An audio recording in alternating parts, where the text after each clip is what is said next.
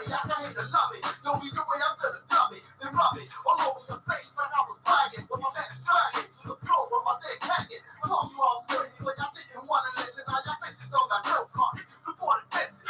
No self-control, rock something for the dogs and clubs. Put your guns up, throw your hands up, show some love. Us plus one makes the team. We put out hits, ain't none of our shit. You know what I'm from? Thinking you be slick with your sons, rumble with bombs, bouncing to the wall with the guns. Who you find repping? Mic checking with dirty weapons. Stay betting, hot palms and Grayson Smith and Wesson. Clan pop jacks, Mac Millie attack weapons. Smoking skunk, speaking the dirty rap legends. P25I, look in my eye, dropping or die. Pushing with the heat to your thigh. Seeing the sign, should've took the heat to the mind. Up and refine, spitting jets, blazing the time. And when my fame climbs, things change, no fake minds. Stay on peace, guy. Recollecting the razor blade times. Found seeds over my knees where I lays mine. In the east, we're passing to the vein kind. Yeah, you know my shit be touching the sun.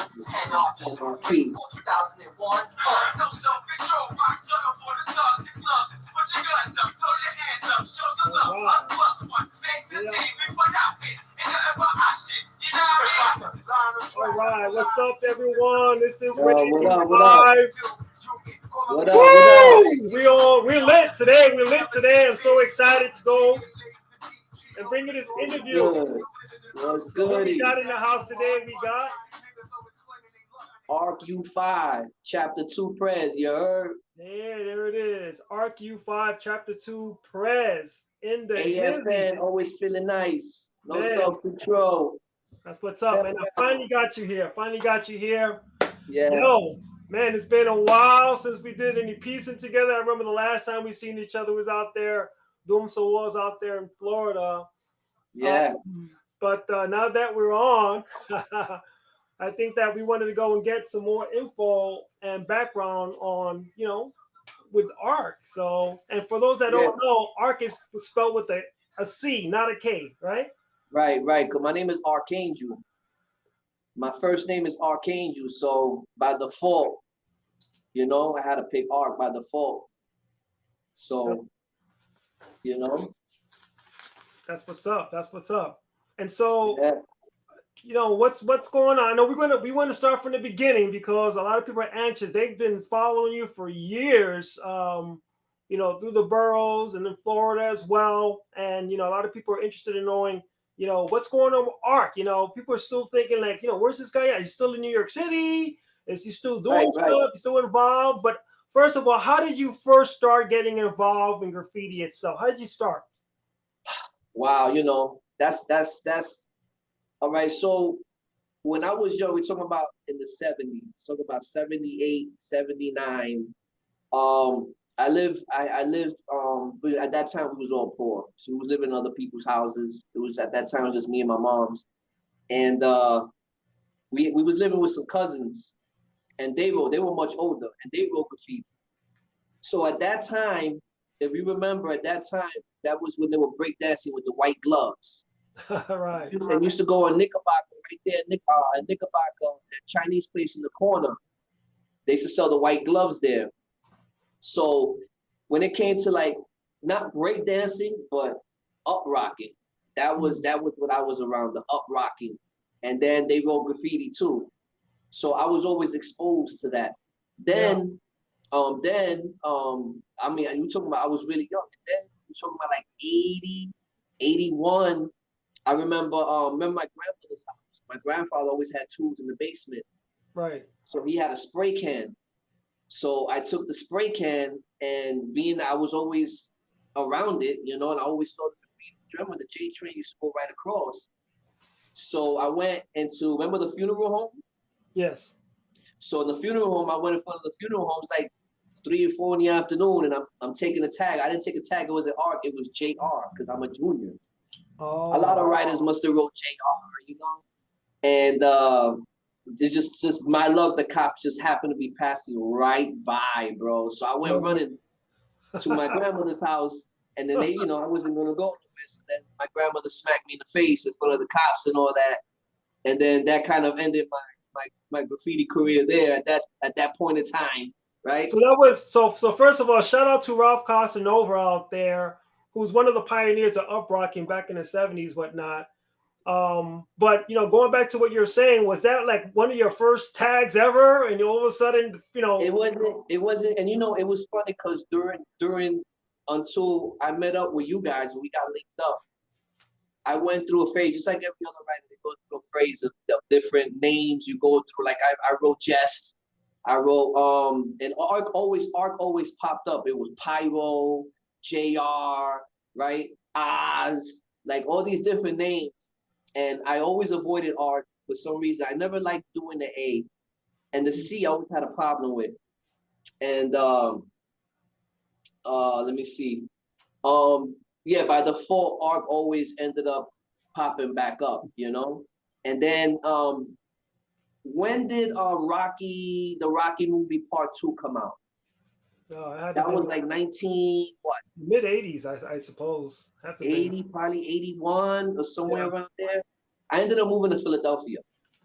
So the thing is with me is you have to determine on your own, when did I start writing the piece? Because to me, I started that day I took that tag on the floor. And then it was a pause, right? And after that, I ended up moving to Philadelphia. When I moved to Philly, that movie Rocky Part 2 came out. And I didn't live too far from the art museum. That's the museum with all the steps. When you run up the steps, right? That's the art museum. And I used to go there and swim in the fountains and take the change. Me and a bunch of kids, and we used to use that and buy pretzels. That's how we used to eat. But we was broke. We didn't have no money. And my first partner then, his name was Annibal, but he used to tag Animal. And I think at that time I was writing Pyro, Pyro.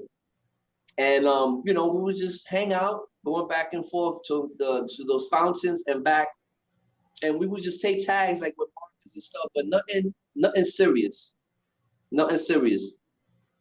So then we ended up moving back to New York. And that's when we moved to Wilson. My mother moved to Wilson. Now in Wilson, I started going to 296 Halsey. And I had met this kid, he wrote Doom 2000.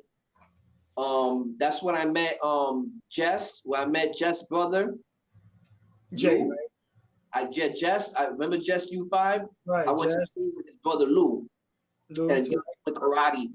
Like there was a Taekwondo thing that we was into. We was all into that. Then that's when I met Reek. You remember Reek? R-E-A-K? Yeah, KOR crew. Remember him? Like that was like one of my first, like after I came to Philly, when I came back to New York, that's the one who was showing me how to do the ink and mess with the ink. And he used to get the pilots. That's funny, he used to do the pilots. And he used to meet me right there in Wilson, and we used to go rack. So he was kind of mentoring. So you lived on Wilson Avenue. I moved from one part of Bushwick in the 80s. Matter of fact, it might have been 1980 when I moved from one part of Bushwick to the other, and I lived on Wilson Avenue. So where in Wilson did you live? Because I'm kind of curious. I didn't know that. Yeah, I lived on Wilson right there between Wilfield and Hancock. Gotcha. Yeah, you were just a few blocks away from where I started. Yeah. I live right across the street from the park. Halsey Park. Right across the street from the park. I went to 151. I lived on Halsey. I lived on Halsey Street. I've been all through. I was born on Decal, So then Reek was like really the first one that was showing me like how to make ink out of the paper, the Xerox paper. And I remember we used to get on the train and he used to show me, we used to see I used to see the different gold and different colors in the ink. And I lost contact with him. I had lost contact with him because my grandparents had moved to East New York from DeKalb. So I would go back to East New York, and then I ended up meeting CS, TFK, CS. Shout out to CS. Big shout out to he's like really influenced me because, like I said, I was right there by the J train and it passed right by. I would always see it. Right. And CS was dating my aunt back in like 83, 84. Now, in between that time, I wasn't hitting layups, but I was doing motioning. And I would go different places, just motion, and it wasn't like every day, like, I'm going out tonight, I'm going out today. It was like every once in a while, I would do like a tag. But then I bumped into tags from ARC CLK, the old ARC from like the 70s. And I started dissing him. Everywhere I see him, I would diss him. I would go to the D line, I would diss him there. But like I said, it wasn't something like later on when I had met Strain. Remember Strain? Yes.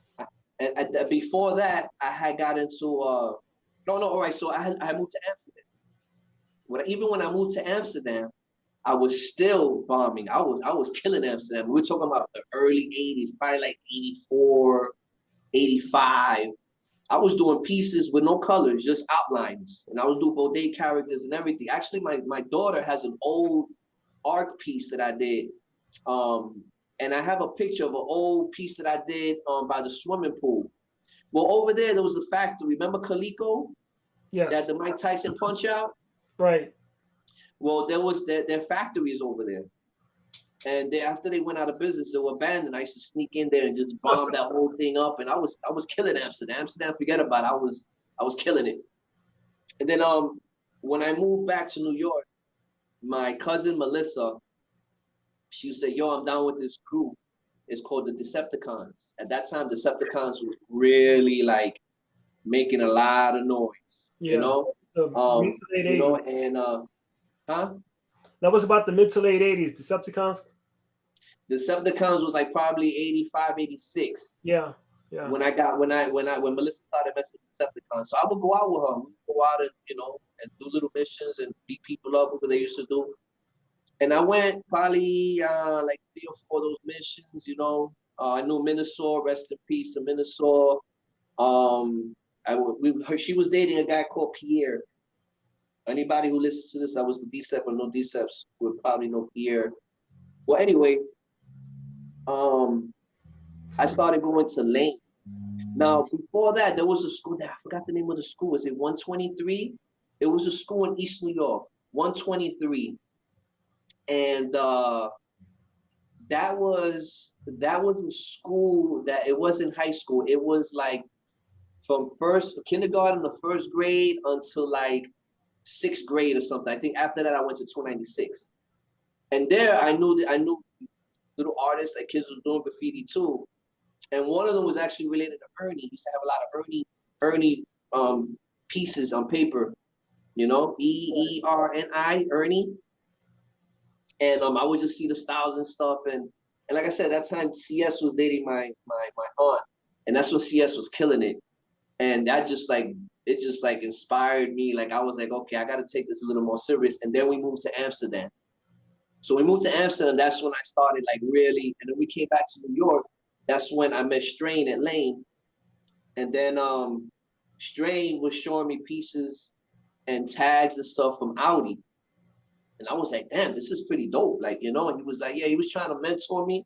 I guess he didn't know my history, nothing like that. And a lot of times I used to stay quiet and just let them rock, you know what I'm saying? And act like, you know. But you were living in Bushwick. Let me get this right. You were living in Bushwick, but you were attending Franklin K. Lane, or you were just heading out there to look around? Yes, no, I was going in Lane. I was in between my grandmother's house and my mother's house. I didn't like to be in my mother's house. Gotcha. I didn't like to be in my mother's house, right? So I would sneak out the window and disappear for days. They wouldn't even see where I was. I'd be out in the street, or I'd go to my grandparents' house or whatever, you know. Anyway, where was I? So he was showing me pieces from U5. Now, at this time, I was just starting to run with Decepticons, right? And Rosie actually was dating someone that was down with, I think it was the Flippercons or something like that. Anyway, he was like, yo, do you want to meet this dude Audi? And I was like, yeah, sure. I'll meet him. So it was me and Strain, and we met Audi on Halsey. And we met on Halsey. He had hopped the turnstile. So when we walked towards the back of the station, you know, we was talking and stuff. And then the cops came. When the cops came, the train was coming. The Manhattan bound was coming. And then Audi jumped almost in front of the train because the cops was coming. So he jumped. And this is not the first. This is the first time he done this to me. He did this to me more than once. He would jump in front of the train to go to the other side, and then he would boogie out to the back way. When I seen that, forget about it, because during my time growing up, I was into the ninja thing, right? Remember 42nd Street was full of all those karate movie places. Right, exactly. You know, walking with the Chinese slippers. Also from the corner store in Knickerbocker, the chinos over there. Mr. Lee, where you at, Mr. Lee? Yeah. And yeah. And after that, I was like, wow, you know, okay, I like this guy, and I like that what he did, because it was dangerous, it was athletic, you know. And then I guess when he had hit me up and he had told me about a beef with NOK, and that's when I ended up going with them. It was about 9 of us. And we went, remember, we went over there. Yeah, that was a crazy fight. And when did that occur before the Queens the big brawl we had out there in Flushing, Queens, Main Street, around that area? No, the Main Street one, that was way after. That was after, huh? So the That was way NOK after. thing, that was in the South Side. It was like 9 of us, like me, you, Rain, Play, Audi.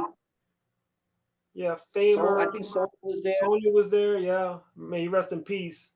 Yeah, and I was like, what the hell did I get myself into? Because it was the neighborhood, NOK and AMK. Shout out to Ben from AOK.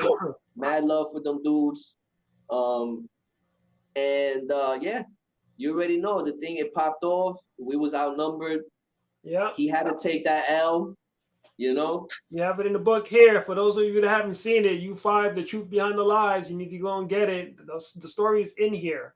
And speaking of which, I've got you here in this book, and it was mentioning a lot about what you're talking about now with the big brawls that we had and things that kind of, you know, made us distinct as far as being U5 is concerned. And you had a lot of input here for the novel. So yeah, for those of you who haven't got it. That's why I say it depends on the person to say when did I really start writing graffiti, because I would do insights here and there. I was going over the other guy, CLK guy, and but I didn't start going to layups until U5. Like going to layups, like going to Halsey and going to, you know, City Hall and going to, you know, hitting all these layups and stuff. That wasn't until probably 86, 87-ish. Well, you've done a lot in the art world, and aside from all the walls and all the rooftops and all the insides and whatnot, I just wanted to let people know that at one point, I want you to touch upon this. You came up with these awesome cards with graffiti writers on each card. Yeah. And, you've got so many. You've got there's Tracy right here. Yeah, rest in peace. Yeah, R.I.P. I think this might be. Oh, this is Cap. Goodness gracious, you got some old school fellas in here. Cap was mad cool. Yeah, he was a good friend of mine. I ended up meeting him later on. Yes, you got packs of these cards, all these different writers. Some of them even have stickers in them or whatnot. Yeah. How did you get involved in that? What made you come up with that idea of coming up with graffiti trading cards? All right. So I had the idea of coming up with the trading cards. And I felt at the same time, I was like, what am I gonna do to I haven't been doing nothing in so long. I've been inactive. I retired in 1992. I stopped writing graffiti. And you know, I started doing the family thing. So like around 2011, that's when I said, you know, damn, I want to start doing the cards. I had met Snooze. Snooze, shout out to Snooze. He used to write Row One, Real Problem. He used to rob a lot of writers. And he was just connected with all those old school people. So he said he would help me out, you know? So he was one who was getting me in contact with a lot of those old school guys. And I figured what I would do to make it more attractive, I would become that outlaw again, right? I would start bombing. And as I go bombing, I would bring up a reputation again. People start remembering me or not finding out who I am and start doing their homework and seeing I'm from back then, from the train era. And you know, maybe that would help me out as far as advertising the cars. Gotcha. So when I did my comeback, I was already living in the Bronx. And I said, you know what? I'm gonna do something that hasn't been done in a long time. I'm gonna start going to these hot boy spots where these graffiti writers are bombing and doing throw-ups. And I'm gonna take the whole roof, and these are rooftops, take the whole roof and do burner. From top to bottom, left to right, from end to end. And that's what we was doing back in the 80s and the early 90s. Right. So I decided to bring that back. After the trains had gotten cleaned, yeah. Right. So then remember, we was killing rooftops all through Brooklyn, and you know, and that's when I started doing pieces, because I figured if I do burners on these hot boy spots, that'll get me noticed. So I started going on the 2 line and just looking at the rooftops, seeing how can they get in, and then, you know, game planning it, you know, and then just doing burners. And I just started doing burners, and a lot of these writers, they started getting jealous, because it was like, who the hell is this guy? This nigga, he just came out of nowhere. He's doing these big burners. He's going over our shit. And that's when I started realizing that the culture and that side wasn't really like the historical value really wasn't, you know, because pieces go over throw-ups, right? Throw-ups go over tags. A burner can go over a burner, but it's nice, it's not nice, and then you go to war, or you know, it's challenging, right? So I had these, and so now what I would do is the people that I would go over, I would actually write their name on the side, whether it's in a scroll, I would put them back up, you know? And at that time, there was like Store, STOR, shout out to Store. You had Seps, you had like a lot of other writers, Bronx writers that were really known in the Bronx, like really known in the Bronx. They were problems. Then they started going over me, and it just, that's why a lot of my stuff never really lasted back in the day, because I had 2 modes. I have the get up mode, and then I had the beast mode. And I'm on some get up shit. That's what I want to do is get up. But once you go over me, that's it. I get on beast mode and I throw everything else out the window, and I'm not doing no more burners. Now it's war. Now it's okay. Now I find all your shit and I'm gonna diss it. I'm gonna diss it forever, right? So one of the main ones that actually came against me was a crew called MSG or something like that in the Bronx, in the South Bronx.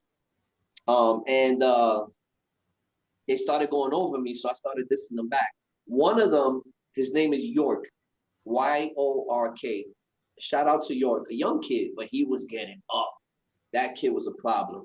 He was doing real nice throw-ups, real nice and neat with 3 or 4 freaky. He'll do the 3D with the shadow and like 3 or 4, you know, force fields around it, real neat, real nice, and real big. He started going over my pieces. So I said, okay, now I'm gonna have to show him what the hell what bag of worms he just opened up, right? He unzipped. So that's it. I went to war. It was so bad that in 2 weeks, in 4 boroughs, I destroyed at least 30 of his fillings. I'm talking about in all 4 boroughs. And I did that in a matter of a week and a half. Did you sleep? My goodness, 4 boroughs. This is what I do. You know what it is that these kids, they don't know how to get down. You see what I'm saying? And what I did was I said, I'm gonna hit him hard. So I started texting a lot of people that I know, and I would send them a picture of a York throw up. And I would say, listen, anywhere you see this, you send me the picture and give me the address. And I did that reconnaissance for about a month. Wow. After that month, and I felt like I had about 20 something, almost 30 fillings, and it was in a wide range. It was spread out because I wanted him to feel like I was right behind him, like I was hiding behind him. And he did it, and then I would diss it after that, like, you know. So you was basically And his shadow. You was there everywhere he was. You were just slamming his stuff, then, huh? bro, when I told you I destroyed this kid's shit, I destroyed him, bro. I destroyed him, bro. And it got to a point that I said, okay, now it's time to find out where you live at. Because that's what U5 was known for, going to your house. Yeah. And I found out where he lived on the block, the back of the house, and I started bombing the whole block. I hit garbage cans, I hit the middle of the street, I hit stoops, I hit sidewalk on his block, his mother's block where his mother lived at. And that's when he really started feeling the pressure, because he was like, who the fuck is this nigga Ark? Who the fuck is this nigga Ark? And actually ended up getting into beef with an old school writer. He wrote similar to a guy who was listening. The guy who was listening was called Pole, P-O-L-E. Shout out to Pole. He was not cool after that. He just didn't like me popping up in his neighborhood out of nowhere. So I started dissing him, and the guy's name was it's Pove, P-O-V-E.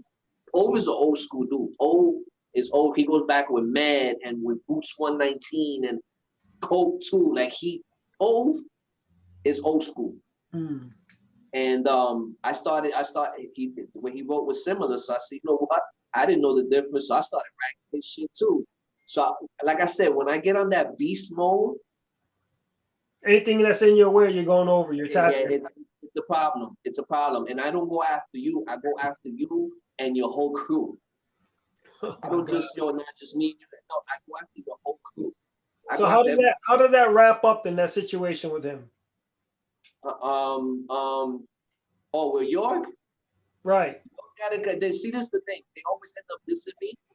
And I go so hard that somebody calls somebody to find out somebody that knows me to call me and say, I want to squash it. Always. It always happens. So he reached out and wanted to settle the beef. He reached out to me. He tapped out. He tapped out. Yeah. Yeah, is that what it was? I hit him so hard in such a short span and in such a wide range. And then I found out where he lived at. It was a problem. Yeah, he was like, who the fuck? And I guess they started doing their research. And I did an interview with Human for Fly ID. And they caught that interview. And they were like, oh, shit. This nigga is not just somebody who popped out like, some new nigga. This is an old nigga. This is an old nigga from Brooklyn. So with that, they started realizing, because they didn't know who I was. Who the fuck is this guy? Like, I used to have people like my stuff online, right? I would look online, I would see my stuff and people that commented. And what they would say was, damn, this nigga Ark just came out of nowhere all these years doing these burners and all these hot boy spots. So being that I ran for so long, and then I just stopped, which is this time now, and I'll tell you why. A lot of people feel, oh, he's gonna come back. Like, no, he's gonna wait for a little while, and they was like, yo, niggas should come back. Like, they would put a comment like, yo, Ark, you need to come back, So I had a real big ass marker, the big mops that I had bought at scrapyard. Mm. And I had took a tag in the Bronx, and the cops was watching this spot. So I wasn't really too familiar with that spot. It was a drug spot, and it was in front of the store. And they thought I was handling a gun, but it wasn't. I was taking the marker out from my book bag and taking the tag behind me, and then putting it back in. They're like, what is this guy doing? So when they came up, they saw that, and they ended up arresting me. So at that time, I was a little nervous because, I was, and then I got hooked up with Dover, and me and Dover, rest in peace. Dover was a beast. Dover was a beast, and I said they're gonna call Vandal Squad. They're gonna see all the new trains I was hitting. They're gonna see all the etching of the metal that I'm messing up, and they're gonna see all the trains I hit. And they got me. I said, yo, I'm done. Like, I'm done. And that had me in the bullpen. And this guy and this girl had came, and they called my name. And when I looked, it was a tall guy. I knew it was Vandal Squad. And he was just smiling at me, right? So that smile, I was like, damn, he must know who I am. So now he's gonna take the shit that I did from the past, and they're gonna bunch everything up, right? So then we sat down, they put me in interrogation, whatever, and they was like, listen, you know, I don't want to play no games with you, you know, this and I said, wait, I stopped him. And I said, wait, hold on. I said, listen, you already know who I am. You got me for my tags. What are we gonna do? Because I'm not gonna deny, I'm not gonna go back and forth with you and deny who I am and this and that. I know you deal with that every fucking day with these kids. I don't have the time for that. This is who I am. So he showed me a couple of tags that I did. And when he showed me the tags, I knew they weren't the ones that needed to catch me. They were the ones that needed to catch me. So went doing something else, and they just sent these two. So when they came, they didn't really have too much on me. They just showed me one tag that I did with Rare, you know, in the highway, the highway that goes from the Bronx, the West Side Highway. Right. There's a huge wall that you pass going and coming. And on one side, real big, I wrote Arc and Rare are now leaving the Bronx. And then I went on the other side and I said Arc and Rare welcomes you to the Bronx. And it was huge. And then so they had a picture of that. That's pretty nice of you to go and make that comment to everyone entering and departing the Bronx. Thanks. Right. So yo, we was doing everything. We was hitting everything, bro. It kind of reminds me of those signs when you're entering Brooklyn or in these boroughs that have, you know, welcome to Brooklyn and the mayor's name or something like that. Yeah. Right. So then he showed me that. He showed me a tag on the mailbox that was around the area. So I said, oh no, they don't know who they got. I said, I'm gonna nip this in the bud quick and see if I can get out of here. So he was like, so he kind of liked that I was straightforward with him. And I said, look, bro, I'm never gonna do this again. You're never gonna see me again. And he was like, yeah, right. But they always say that. I said, yo, bro, look at me. I'm freaking 40-something years old. Like, what am I doing? Like, I'm not even gonna play that game with you going back and forth. What you want me to do? He said, look, I just need you to sign this paper saying that you admit what you did. You know, and there was like 3 pictures, and he was like that this is yours. So I was like, cool, boom, man. I had no problem because I'm trying to get out of there as fast as I can. I'm trying to, and you know, I was just trying to get out as fast as I can because I know once they call this in or they find out at Vandal Squad Station and they find out who they have, they were gonna hold me. So I try to be as smooth as possible, as nice as possible. I signed the thing, boom, and it was like, you know what? Because you didn't lie to us, you didn't do nothing like that with us, I'm gonna give you a DAT ticket, a disappearance ticket, and you're gonna go home. And you just gotta come back to court. I was like, oh yeah, shit, no problem. Nigga, I ain't going back to court. You crazy. You crazy. I would have went back to court and they would have remanded my ass, bro. And it was funny because after that, I ended up getting caught again. I ended up getting caught again in Brooklyn, in Marcy, on Broadway. And I was with that kid, Paul, and it was Rare, and Rare was with me. Rare was driving, and it was a snowstorm, because a snowstorm, that's when you got to go. And they ended up bringing me to that precinct by Lorimer. I was in that precinct by Lorimer, and they gave me a disappearance ticket again. And I was like, yo, okay, I think it's time for me to chill. And I didn't go back to court at all, because I know when I go back to court, the right Vandal Squad niggas was going to be there. And that was it. That was it. They're going to make an example out of me. But for that run, I went to war with a lot of people, bro. And I was killing shit. I mean, I would take an avenue and I would do what I call rapid fire. And I would go from, let's say, a 10 block, 11 block, 12 block radius, and just take a tag back to back, arc, going over the walls, over the gates, all the way straight, arc, and I'll hit the other side, arc. I hit Canal like that. I hit Tremont like that. I saw that in Canal. I saw what you did on the Canal. I remember that. I remember, it was funny because I remember Sev, old school Sev. Yeah. And he was like, yo, I see what you're doing. I seen Canal, you fuck Canal up. He was like, yo, but why you taking those little tags? And I was like, yo, I get it how I can get it, B. And the reason why I was able to travel like that is because I was working construction. So, construction, they put you on different sites. You work at this site, for about a month, and you're working this site for about a week, and you're doing that. So wherever I was at, I was killing that area. So I figured that would be good advertisement for the cards, you know? And, right. What about the members that were in your chapter in chapter 2? I mean, you still have contact with them? You have any relations with them? I have no contact. I have no contact, B, really. Because you know what it is? I lose my phone a lot.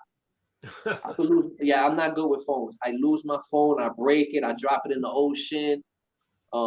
Yeah, I'm bad with phones. That's why I'm not allowed to have any iPhones anymore. I could only go Android because I lose them and I break them too many times. So I lose numbers a lot.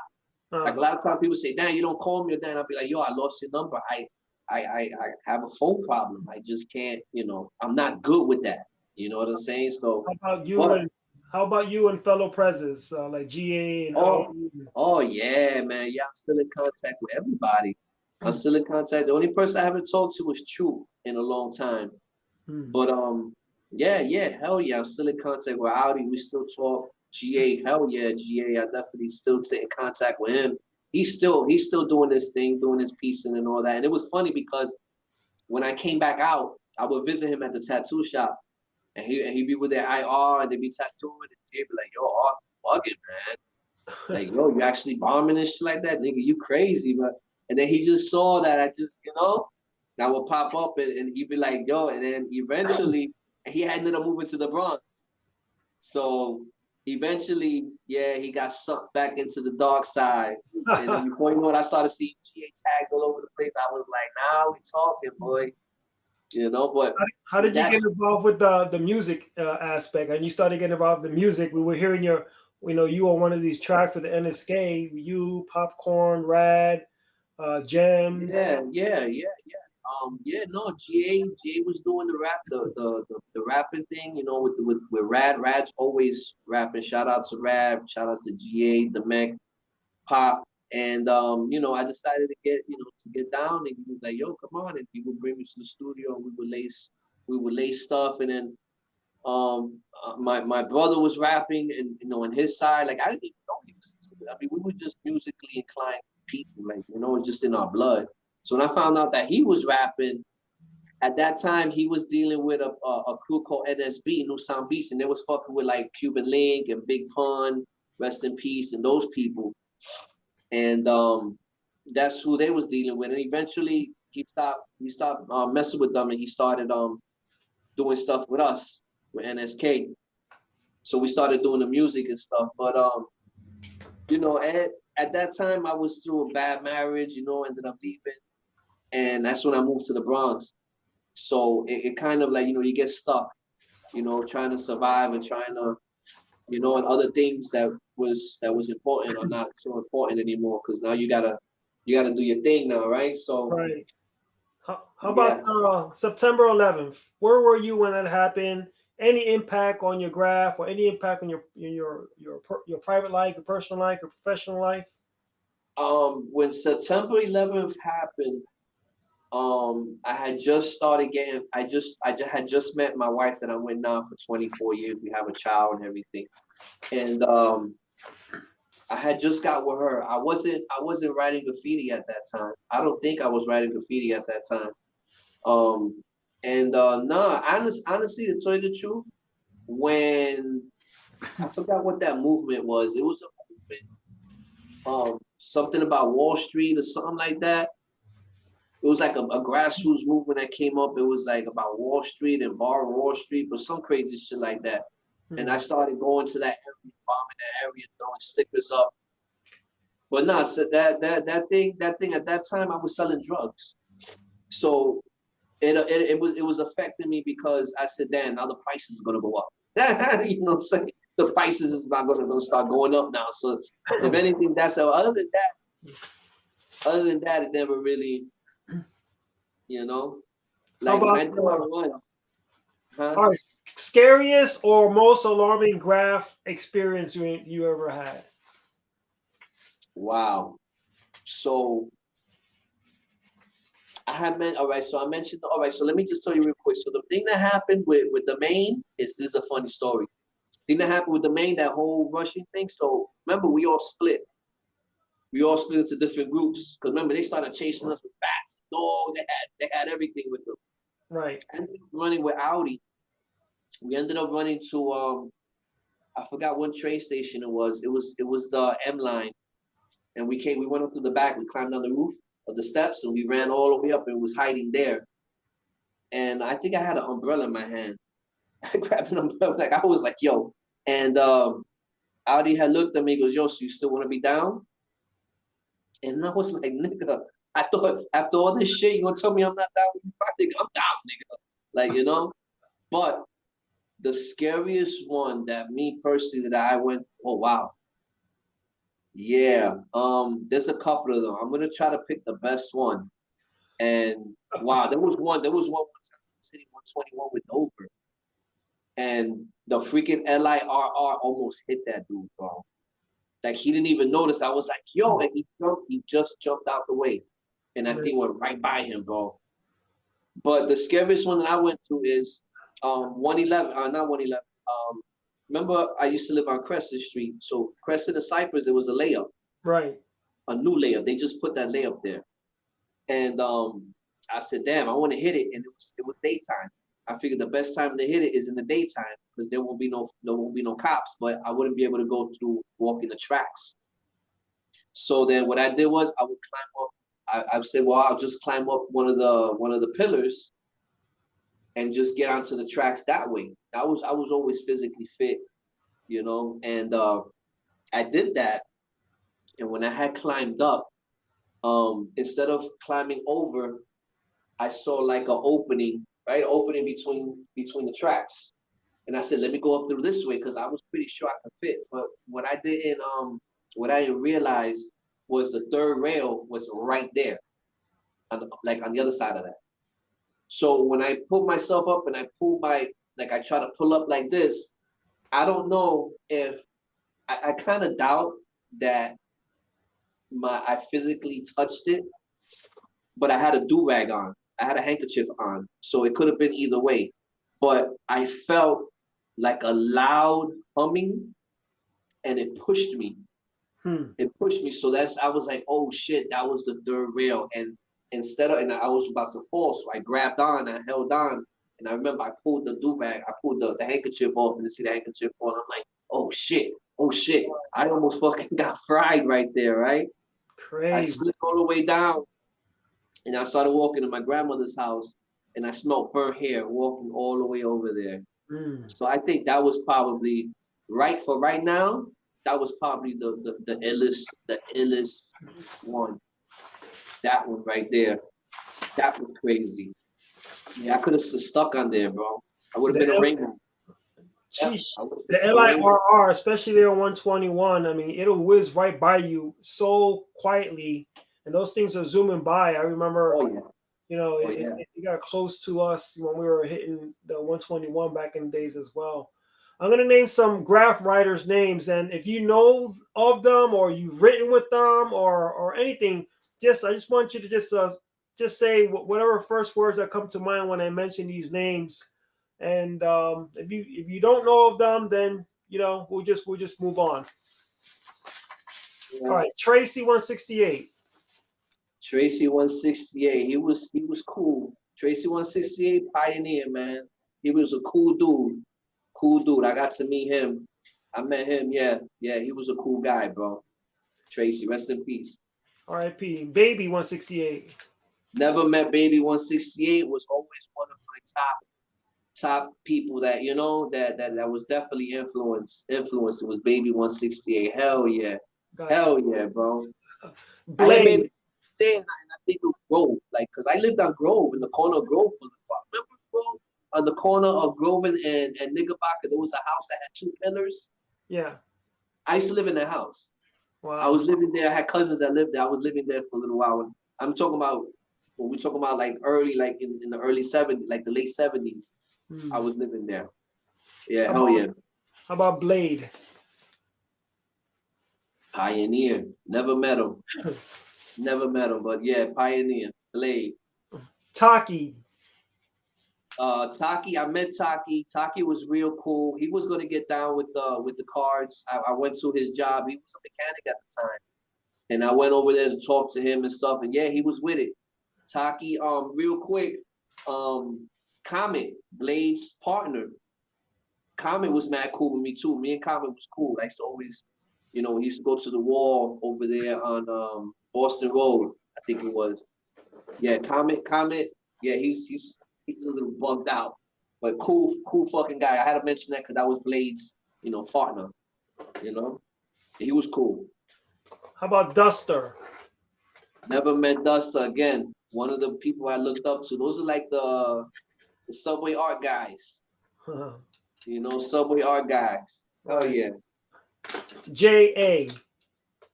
J.A. And it's funny.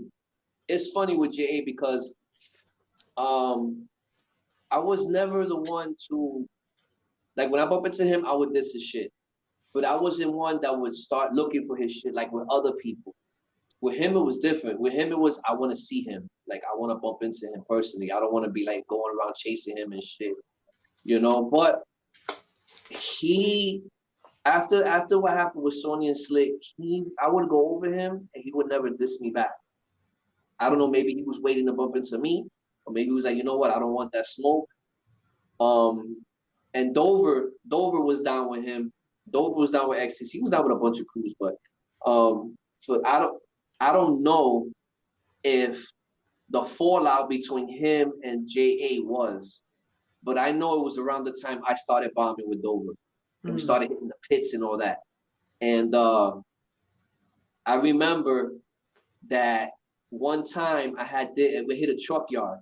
Funny story, we hit this truck yard and J.A. dissed him. He didn't diss the U5 though. And he put not down with SCC. And I thought it was because of me, because he was bombing with me. Right. And at that time, when I came back, I really wasn't tripping on it. But when I saw that, I was like, oh, word? So, and then I dissed him a couple times after that. But like, I never went hard on him because it was more like, when I see him, you know, it was going to be a problem. How about Ghost? Huh? How about Ghost? Ghost, yeah, Ghost was a pioneer, man. Ghost is a pioneer. And it was a shame. It was a shame that, you know, like, you know how we were?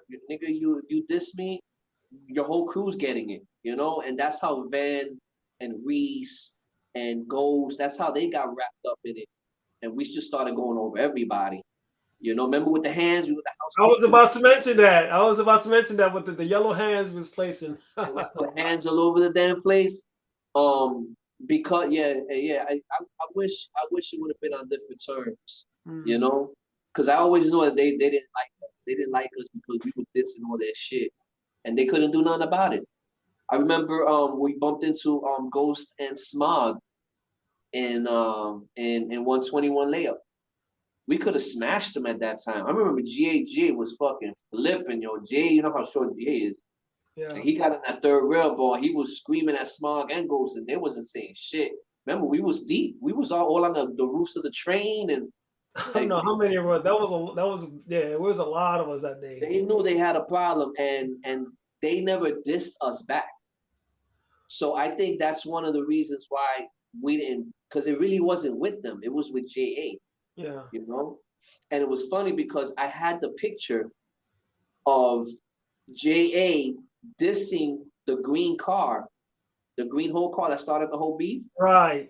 That's the one that we rode. We were about to go and do some top to bottoms, and there was a raid. It might have been them. We were raided by someone, and then all of a sudden, we come to go and see our stuff running next day with J.A. over him. So yeah, I had a picture of him actually doing that.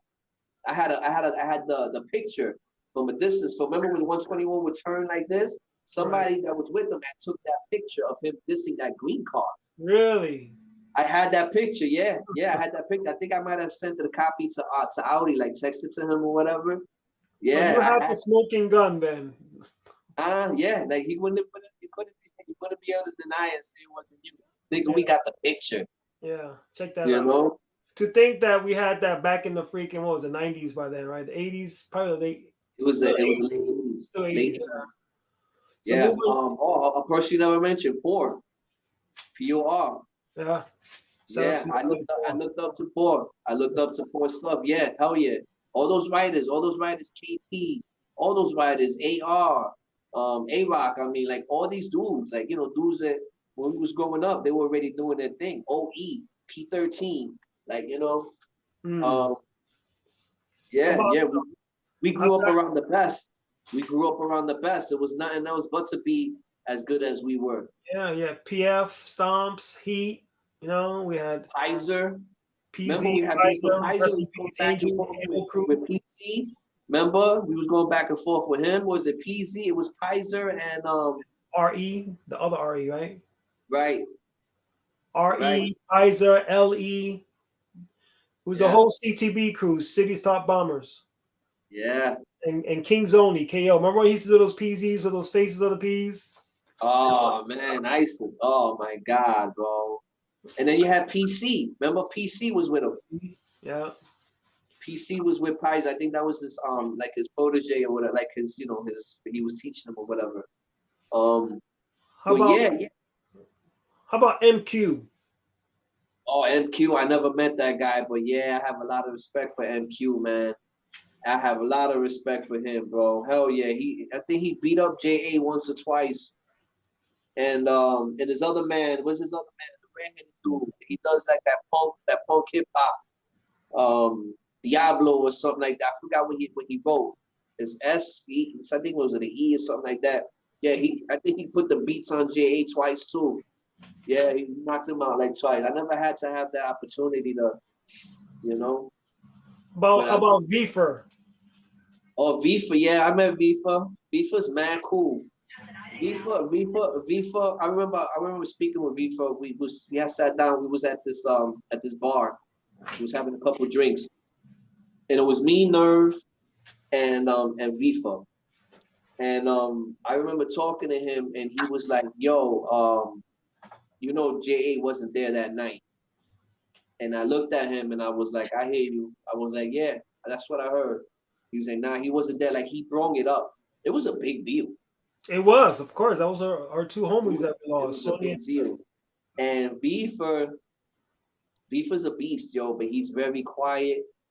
You know, he's soft spoken, you know, but he's a beast. That dude's a beast. I remember we talked to Stu. Stu used to hang out with him a lot. And Stu's be like, yo, I'll be hanging out with him. And I would turn around and nigga have like 3 or 4 tags that he just did, and I didn't even see him do it.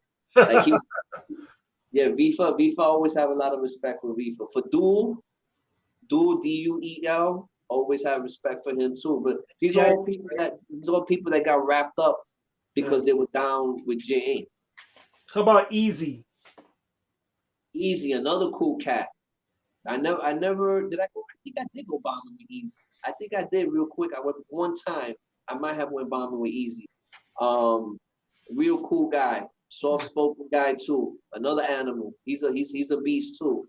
Then you had like Josh 5. I never met Josh 5, but that's another All City King. Right. You know? How about Fib? FIB. Fib? Did I ever meet Fib? I don't think so. I never met Fib, but I remember Fib, he was a highway king. And when the trains was almost over, he tried to get in. There was no space. And everybody was dissing him. They were like, yo, get off the trains, go back to the highways. But I have a name in there you might not have. You remember Bugs? Bugs. Yeah. Yes. He used to write like real crazy. Bugs. He was around that time with Fib, and he was around that Bugs. I never met him, but I always liked his style. And he was a good bomber too. He was a good street bomber. Bugs, Bugs. And while we're on that topic of Bugs, how about Roaches, TFE? Roach, TFE, yeah. Roach, I met Roach once. I was with Nash in Scrapyard. He looked like a wild boy. He looked like a wild boy. Short Indian dude. You know, at that time, you know, he was cool with Nash and shit. So, you know, they had the little fallout or whatever. But I met him, and you know, he showed me love. Then you have Feck. Feck, I still talk to Feck to this day. He's mad cool. You know. How about Jaws? Jaws, wow, yeah. I never met Jaws.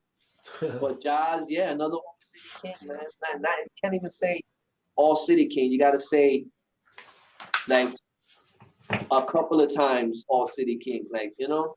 Yeah, definitely. I got respect for them dudes. So aside from rapping and graph, any other areas of hip hop that were you involved with? Did you get involved in tattooing or fashion designing or? Nah, I did, like, when I moved to Amsterdam, I did breakdancing for a little while, and I was doing my graffiti then too, you know. And it got to a point that people knew it was me, because that's when I just started saying, you know what, I'm just gonna stick to art and just keep doing art, you know. Right.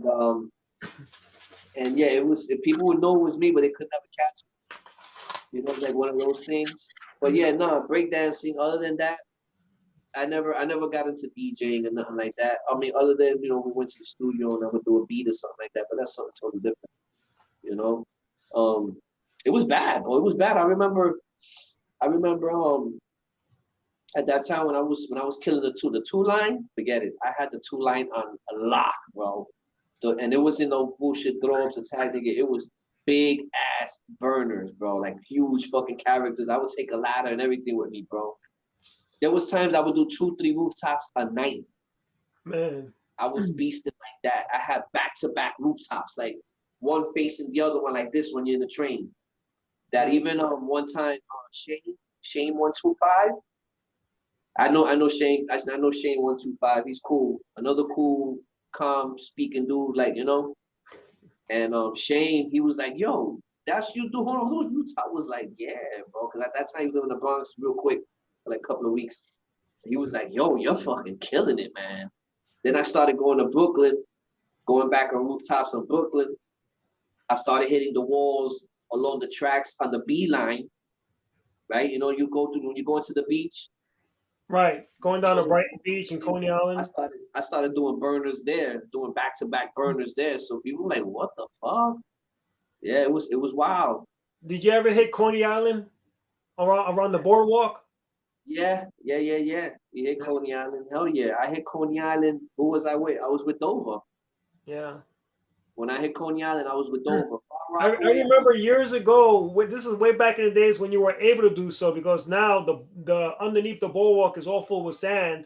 I think one of the hurricanes hit. But me and Dor actually stood overnight underneath the boardwalk. DOR. Shout out to Dor. Dor, yeah, that's my man, Dor. Yeah. Matter of fact, Sale did a piece not too long ago. He sent me a picture of it. Sale's living out here in Florida, you know. What's the graph scene like over there? I know there's a lot of Bushwick heads out there in Florida and Orlando Kissimmee. Yeah, Piana's out here. Piana, shout out Piana. A lot of TK. I think TK's out here too. Yeah, there's a lot of writers out here in Florida. I think Kayak is still. I don't know if Kayak is still out there, but shout out to Kayak. I used to go and rock pieces with him once in a while. When I was Kayak is out. He came to see me. Came to see me a couple times, you know. But you know, I be doing my own thing. I really don't hang out or nothing, and you know, I be too busy. I just had a baby. You know, she's 9 months, so you know, I just be spending all the time I have with her. Cause I'm old now. You know what I'm saying? But yeah, you're older, not old. We're all older. Yeah. But yeah, man. I'm gonna name some folks that we want to just say, you know, I want to go and pay my respects to some of the U5 members, and as well as U5 Enterprises, which is the art and entertainment company. You know, and number one, you know, thanks for coming on U5 Newsflash, this program here. But I wanted to go and recognize Sony and Slick. I've actually got, this is Sony's jacket. This is the jacket that. Oh yeah, I remember that jacket. Yeah, this is Sony's jacket I've got over here. I remember. But a rest in peace to Sony, Slick, Asp, Zan, Show, DG, Sire, Dav, SO, Zexer, Susie, Dover, of course. Yep. Urban, Oh yeah, Heck, XU5, X398. and Zone. And of Yeah. course, some others for U5 Enterprises, Liberty and Redempka, and Inky, the original Mutt from U5. Inky. It was funny because BL has sent me a link, and it was a link that he got because he got a thing going with interviews and stuff, and he shouted us out on there. So I want to give a shout out to BL, WDD. That's right. Shout out to BL. What's up, BL? Cool cat, you know what I'm saying? Yeah, he was one of a kind, bro. He's definitely one of a kind.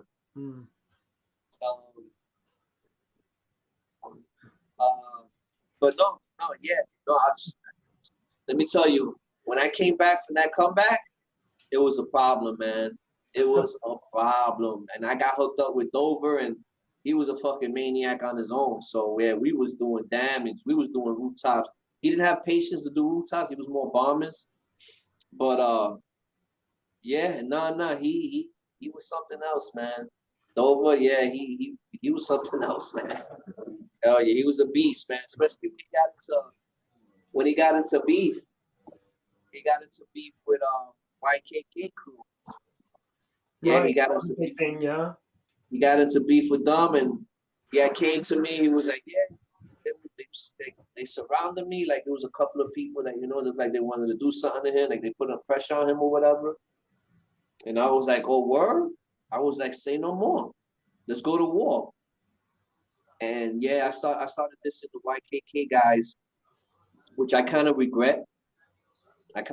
Because they never went over. Like they didn't. It wasn't. I just came out of nowhere. Like I just started dissing them, but I was dissing them because of Dover. I think we grew up with those cats in Bush. It wasn't spotting them guys. Spot. Yeah, Spot. Yeah, I went over Spot. I went over him.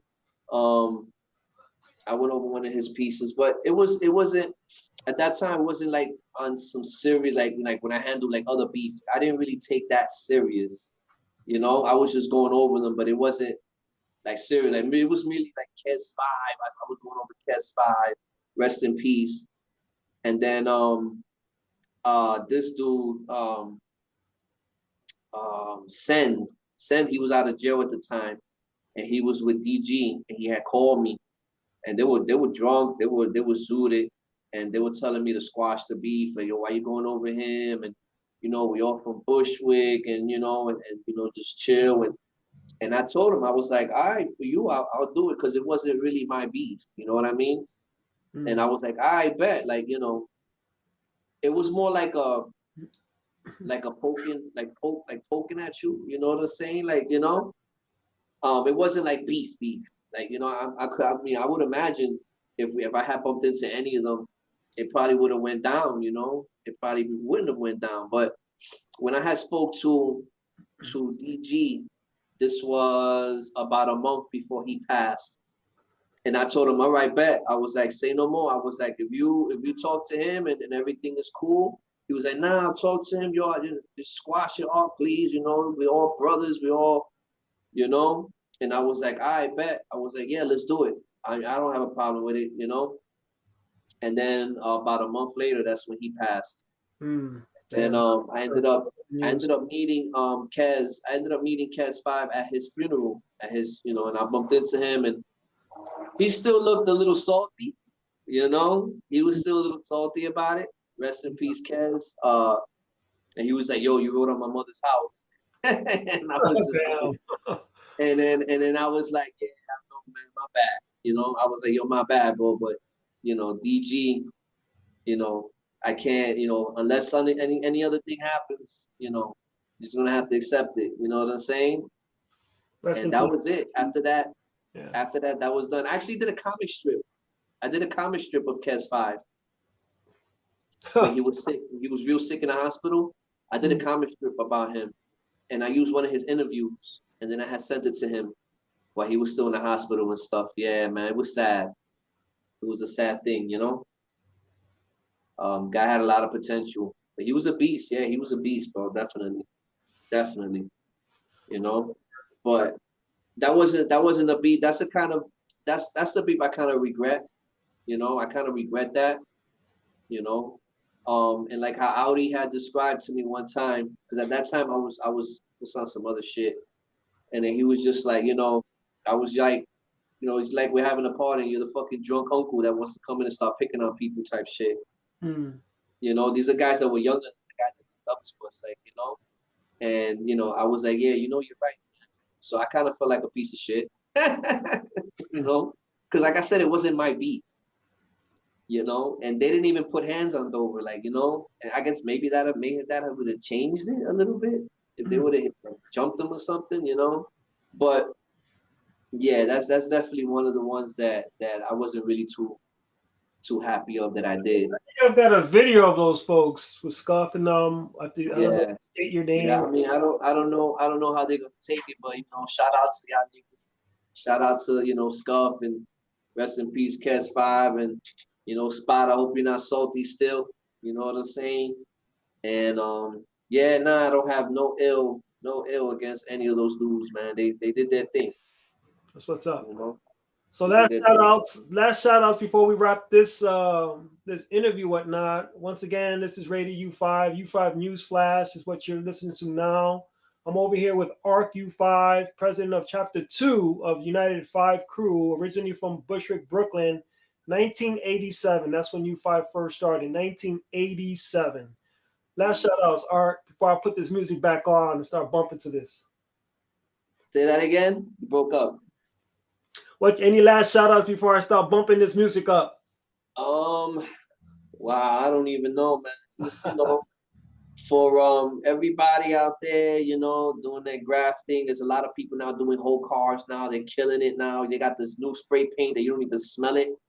You know, I think it's like a sugar paint, they call it, or some shit. Yeah, I still love it, man. I still love it. Give a shout out to all y'all that are still doing it, man. I wish I had a couple more years, you know, to like do it again. But I had a nice run. I had a real nice run. I can't complain, bro. You know, so shout out to everybody out there who's still doing it, you heard? That's what's up. Thanks a lot, Arc. And shout out to all the U5 presidents, GA, True, Audi out there. Hope you all have a great evening. Yeah. NSK Crew. Yo, you can't even put it down to an interview, man. We went through so much stuff, bro. We've done so much damage. It's incredible, bro. It's incredible. Yeah, man. Good time. Real good time, bro. Word. All right. Well, perhaps you'll come back on the show. Maybe we'll have some other stories to go and tell and share. But I appreciate that, man. And good looking. Stay safe out there in Florida, and we'll catch up next time I'm out there in Orlando. All right, man. Word, man. Shout out to you, man, for doing this. You know, and yeah, definitely. We talk. All right, one. In the days when I was going insane, when I'm under your fame, I'm walking in my name. I used to struggle, always getting into trouble. Saw my life right before my eyes, come down and crumble. But look where I'm at now, I'm back now, I'm at the thing now. So what if y'all don't like my style? Ready to die now, I'm out of that side, I go reptile. I'm cold blooded, I can hate to love it. Don't be the way I'm gonna dub it, then rub it all over your face like I was bragging. When my man is dragging to the floor, when my dick hanging. I told you I was crazy, but y'all didn't want to listen. Now your faces on that real carpet. Reported message. No self-control, rock up for the thugs and love. Put your guns up, throw your hands up, show some love. Us plus one makes the team. We put out hits, ain't nothing but our shit. You know how I from thinking you can slick with your sons, rumble with bombs, thousands to the wall with guns. Before you fly repping, mic checking with 30 weapons. Stay renting, hot palms and Grayson Smith and Wesson. Clan Pop Jacks, Mac Million, attack winning. Smoking skunks, speaking the dirty rap legends. 20 by eye, look in my eye, tropical die. Pushing with the heat to your thigh, seeing the sign. Should've took the heat to the mind, up and refined. Taking chance, blazing the time, and where my vein climbs, things change with fake minds. Say your peace guy, recollecting the razor blade times. Bounce seas over my knees where I lays mine. In the east, we're passing to you to the vein kind. Yeah, you know what shit be touching your sons, it's anarchy. Ready for 2001. No self-control, rock up for the thugs and love.